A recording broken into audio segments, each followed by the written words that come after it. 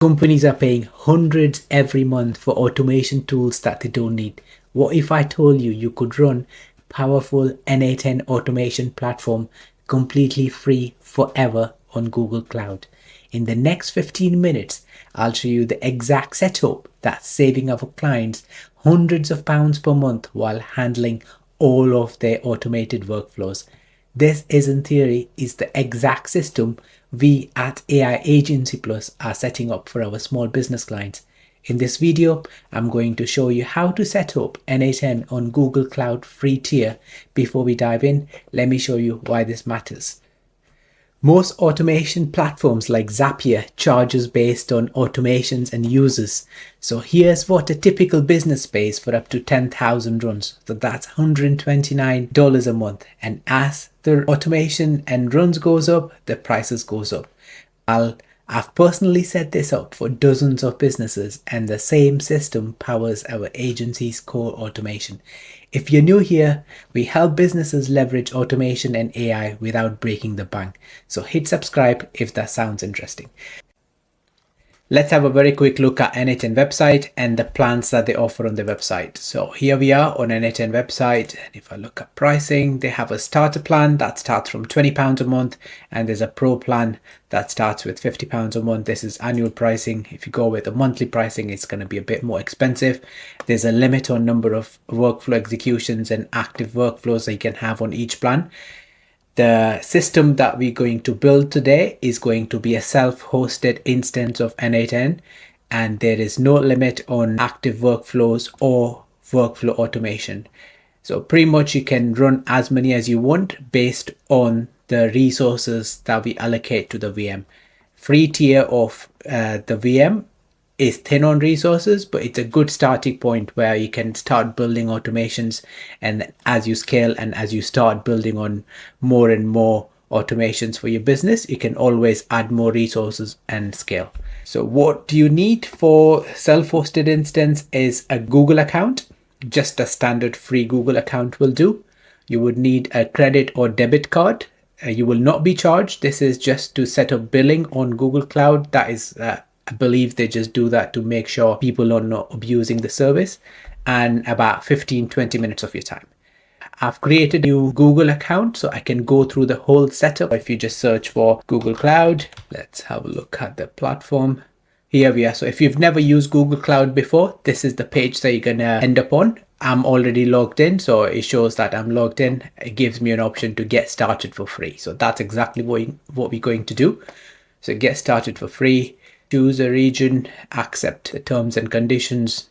Here, it'll ask you to verify your identity, and as part of this process, you do have to set up a payment profile and add your debit and credit card in. So I'll quickly do that and I'll come back. Okay, I've added my credit card details, and this is the page that I'm presented with once that's been completed. So how would you like to get started today? I say like create a proof of concept, and then what do you want to do with Google first? Just choose anything for now. So what are you trying to do with AI? Let's choose that, and we are done. So the next step is we need to create a first project.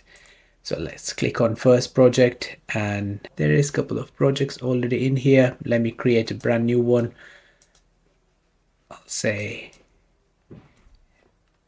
n8n project.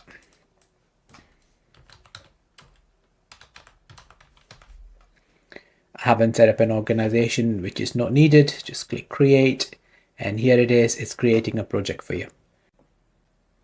Perfect. Creation of project is complete. Now let's just change to the new project that we've created.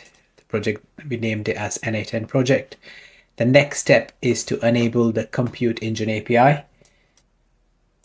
Just going to search for Compute Engine API.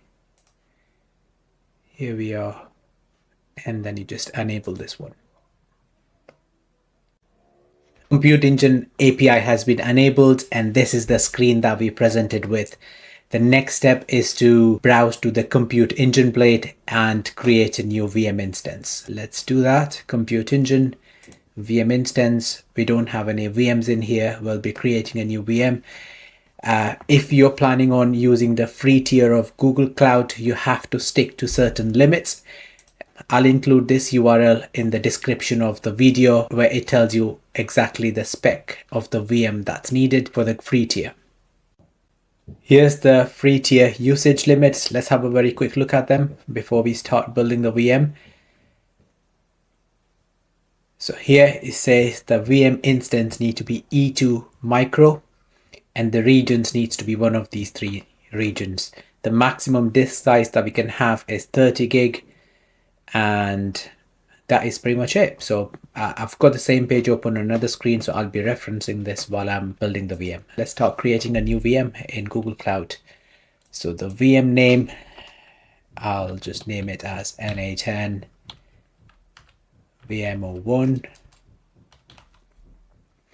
Region, we have to stick to the three regions that was mentioned in the free tier. I'll leave the default, which is US Central 1. It is one of the supported regions. Zone, I'm good with any. We have to change the machine type from E2 medium to E2 micro. So let's do that. E2 micro.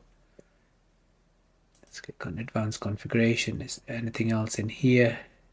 No. So as you can see, E2 micro instance comes with 1 gig of memory and 1 shared CPU. So it's going to be enough for getting started, but once you're scaling, you might have to increase your limit. And here it says the cost is going to be $7.11. But as long as we stick with the limits, we will not be charged anything. So the next thing that we want to do is we have to change the again, you can use any operating system. I like Ubuntu personally, and that's exactly what I'm going to be using. So I'm just going to use Ubuntu in here. We'll leave the latest version. So let's change the size to 30 because that's the maximum allowed. Might as well get the maximum. And the boot disk type here is set up as balanced persistent disk. We need to change that to standard persistent disk. If you leave the default, you will get charged. So here's the setup. I can have a quick look at it again. So it's Ubuntu. I'm using the latest version. I've changed the boot disk type to standard persistent disk, and I've changed the size to 30 gig. So let's select that.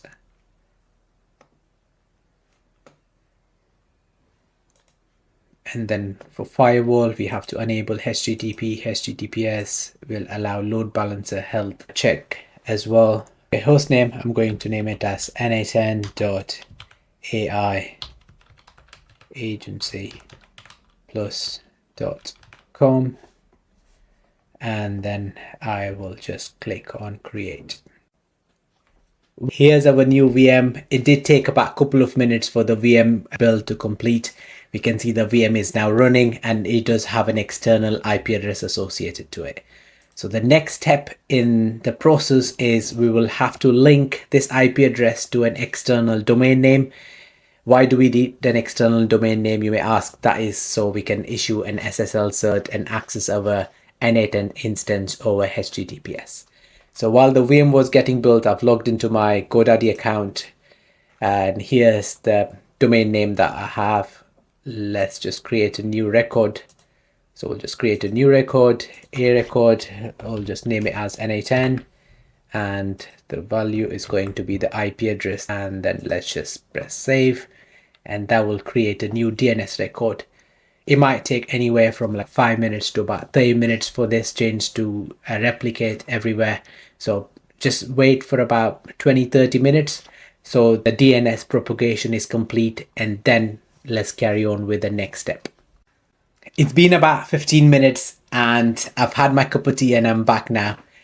This is a very good website that you can use to check if DNS propagation is complete. I've just done a quick check, and then I can see that it is being propagated, and the IP address that shows up here does match with our VM IP address.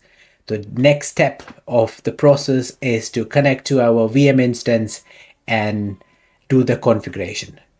To connect, you just click on that little arrow here and then click on open in browser window, and this will open up the console access to the VM.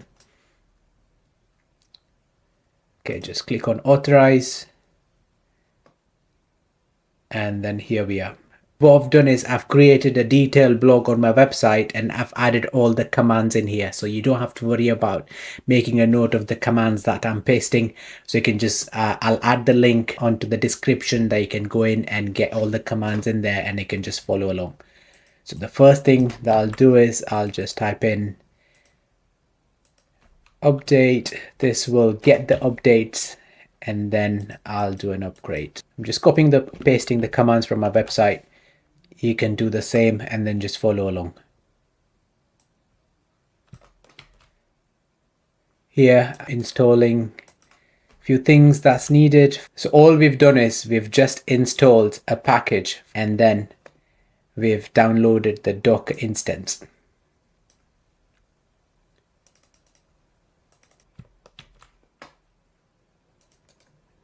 And here's another command. Just press yes and then enter, and then it'll download the Docker and Docker compose, all the binaries, and then it'll just get that complete. Right, Docker and Docker compose have been installed successfully. You can run this command docker -- version to check the version of the Docker, and then Docker compose version to check the version of the Docker compose.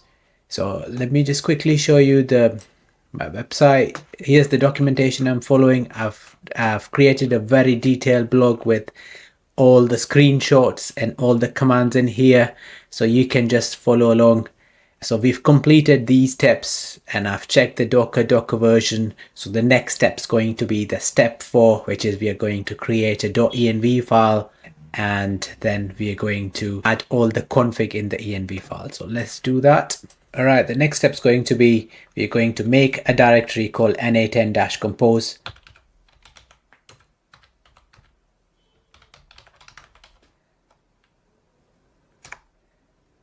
And we're just going to navigate to that directory using cd-n8n-compose. So here we are. Here we've, as part of the prereqs, we've installed nano editor. So we're just going to use nano to create a new file called .env. So, and here we are in the editor. Env file has all the details. So all you will do is you will change the domain name. So let me just I've done that already. So here's the file that you can get from the website.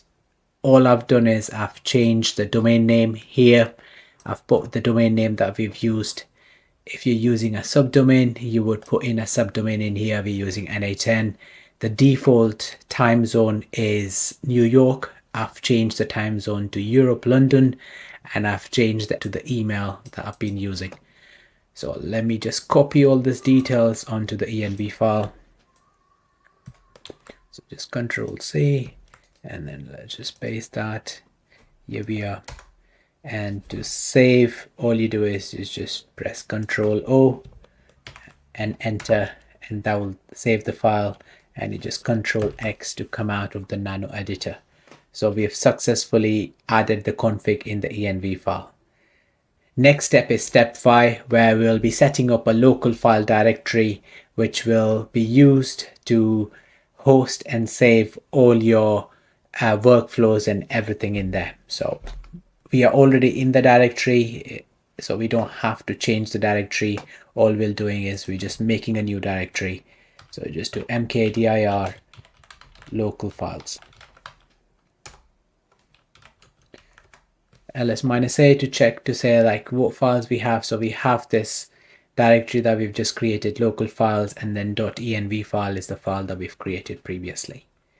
Now the next step is to create a Docker compose. All you do is just copy and paste that file.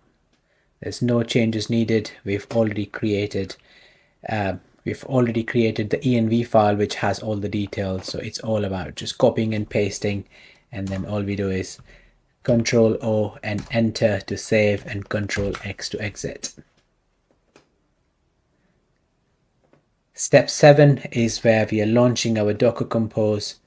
So we do sudo docker compose up-d, and that is going to start our Docker instance. This might take a little bit. I'm just going to pause the video and I'm going to come back once this is complete. All right, it's finally complete. It did take about 5 minutes to complete the setup, and now you can see like everything's been created and everything is up and running. So moment of truth, let's try getting to our n8n instance and see if everything's good.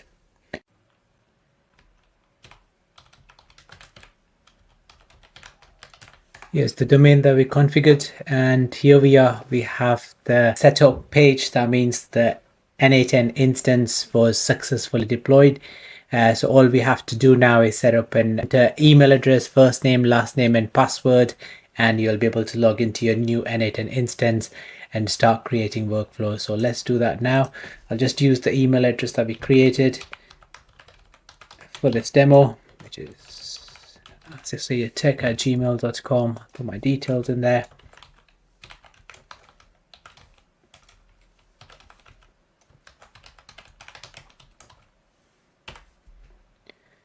And let's go next.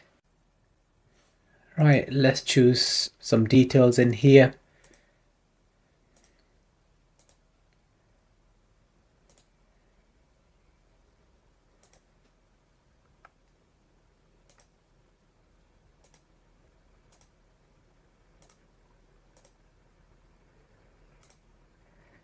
And get started. Here you can get some paid features for free by subscribing. I hope you've enjoyed this video and were able to successfully deploy your n8n instance.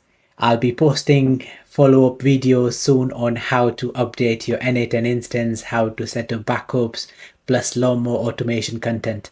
If you found this helpful, please give it a like and subscribe.